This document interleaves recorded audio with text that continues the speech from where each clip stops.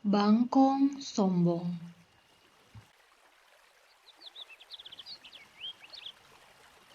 Di sisi balong loba sato anu ngadon imah-imah nyieun liang di dinya.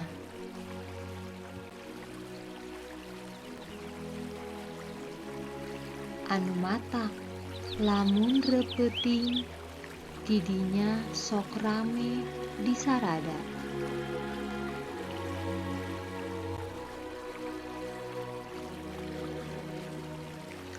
Komo peuting haritama keur hade poena. Sakadang bangkong teu eureun-eureun kang kengkong patembalan jeung sora sato sejena kawas anu patarik-tarik.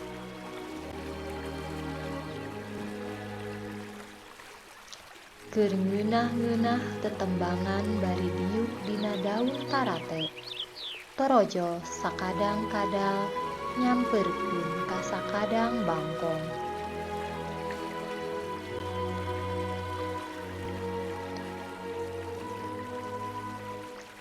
Pangapunten sakadang bangkong, tetembanganana ulah tarik-tarik teuing.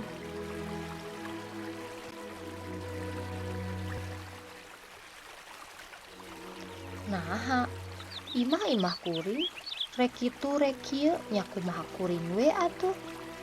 Ceuk sakadang bangkong tegeuk.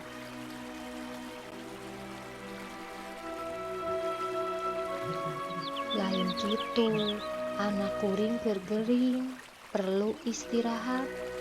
Tapi ayeuna teu bisa sare lantaran kagandengan ku sora anjeun. Cek sakadang kadal.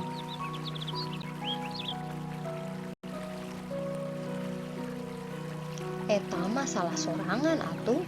Naha make hayang boga imah deket imah kuring. Apanya ho, kuring mah unggal peuting oge sok tetembangan.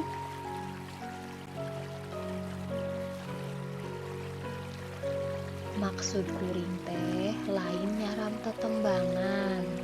Ngan peuting ieu mah sapeuting we. Tetembanganna ulah di dieu.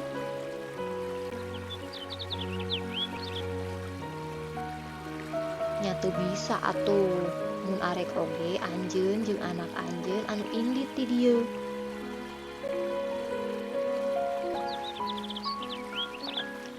Ngadenge omongan sakadang bangkong kitu, sakadang kadal henteu nembal deui. Manehna balik sup kana liangna, teu bijil-bijil deui.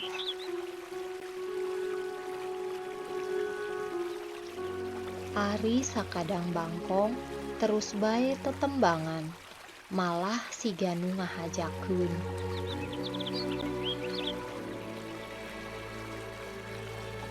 Nepi ka teu nyahoeun yen tita tadi manehna keur diintip-intip ku oray cai sagede leungeun budak.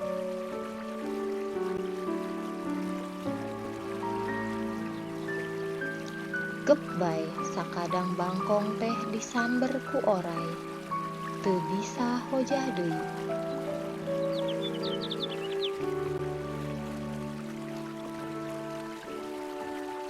Sakadang bangkong anu sombong teh ayeuna mah teu bisa tetembangan deui, da tuluy diteureuy buleut ku oray tea.